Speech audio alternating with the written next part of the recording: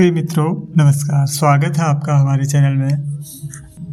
पिछले संकलन में हमने श्रीमद् भगवद गीता के प्रथम अध्याय के श्लोक संख्या 43 तक का पाठ एवं उसका हिंदी भावार्थ प्रस्तुत किया था। अंतिम श्लोक में अर्जुन यह समझाने का प्रयास करते हैं कि यदि कुल धर्म और जाति धर्म की रक्षा नहीं की जाती है तो उन पापों के कारण जो कुल की स्थिति को खतरे में डाल सकते हैं, धर्म और कुल की पहचान का नाश हो जाएगा। उन्होंने अपने मन में यह चिंता व्यक्त की कि युद्ध के परिणाम स्वरूप कुल और जाति के धर्मों का निराधार हो जाना न केवल समाज की व्यवस्था को खतरे में डालेगा बल्कि संपूर्ण धर्म का विनाश भी करेगा। इस प्रकार अर्जुन ने युद्ध के विनाशकारी प्रभावों को उजागर करते हुए धर्म और कुल की स्थिरता की महत्वता को व्यक्त किया है। अब आगे श्लोक संख्या 44।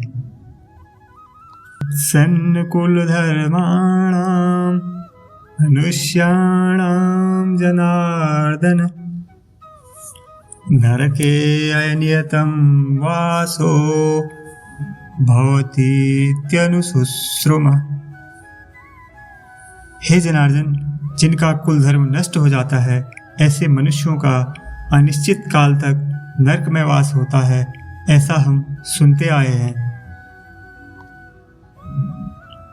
इस श्लोक में यह संदेश है कि जो लोग अपने कर्तव्यों और धार्मिक दायित्वों को त्याग देते हैं उनके लिए नरक का निवास निश्चित होता है। यह श्लोक समाज और परिवार की धार्मिकता और उसके प्रभाव को स्पष्ट करता है और यह भी बताता है कि धार्मिक मूल्यों का पतन दंड की ओर ले जाता है। अहोवत महत् पापम कर्तुं व्यवसिता वयम् यद्राज्य सुखलोभेन हन्तुं स्वजनमुद्यता। हाँ, शोक हम बुद्धिमान लोग होकर भी महान पाप करने को तैयार हो गए हैं, जो राज्य और सुख के लोभ से स्वजनों को मारने के लिए उद्यत हो गए हैं। यह श्लोक युद्ध की विडंबना और उसकी दर्दनाक सच्चाइयों को दर्शाता है, जहां परिवार और संबंधों की कीमत सत्ता और भौतिक सुखों के सामने नगण्य हो जाती है।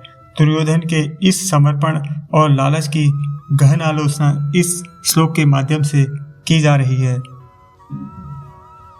यदि माम प्रीतकारम शस्त्रम शस्त्रपाणयः धार्तराष्ट्रारणे हन्युस्त तन्मे क्षेमतरं भवेत्।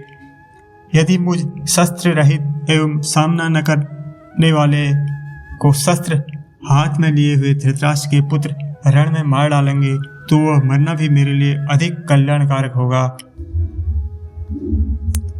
अर्जुन का यह भाव है कि यदि युद्ध में शस्त्रधारी कौरव उसे मार सकते हैं, यदि उसकी मृत्यु हो जाती है तो यह उसके लिए एक अधिक सुरक्षित और उचित स्थिति होगी।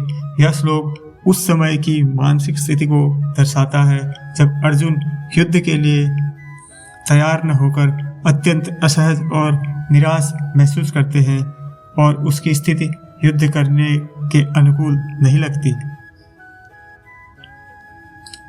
संजय उवाच एवमुक्त्वार्जुनः संख्ये रथोपस्थ उपाविशत् विसृज्य सत्सरं चापं शोकसंविघ्नमानसः।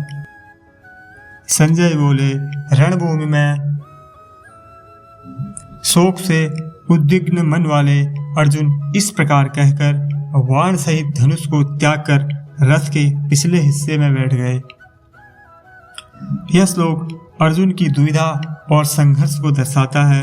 वह युद्ध की आवश्यकता और उसके नैतिकता को लेकर अंदर ही अंदर एक गंभीर संकट से गुजर रहा था। यह स्थिति युद्ध के आह्वान के बावजूद उसके आत्मिक संकट को दर्शाती है। ओम तत्सदिति श्रीमद्भगवद्गीता सुपनिषत्सु ब्रह्म विद्यायां योगशास्त्रे श्रीकृष्णार्जुन संवादे अर्जुन विषाद योगो नाम प्रथमोऽध्यायः। इस प्रकार श्रीमद् भगवद गीता, जो उपनिषदों के समान पवित्र ग्रंथ है, ब्रह्म विद्या और योग शास्त्र का सार है और श्री कृष्ण और अर्जुन के संवाद के रूप में प्रस्तुत है। उसका प्रथम अध्याय, जिसे अर्जुन विषाद योग कहा जाता है, वह यहाँ पर संपूर्ण होता है। यह अध्याय अर्जुन के मानसिक द्वंद्व और शोक को प्रस्तुत करता है, जो आगे के अध्यायों के रूप में भगवान श्री कृष्ण द्वारा अर्जुन को दी जाने वाली दिव्य शिक्षा के लिए पृष्ठभूमि तैयार करता है। आज के संकलन में इतना ही। मिलते हैं एक और वीडियो में। तब तक के लिए जय हिंद, जय भारत।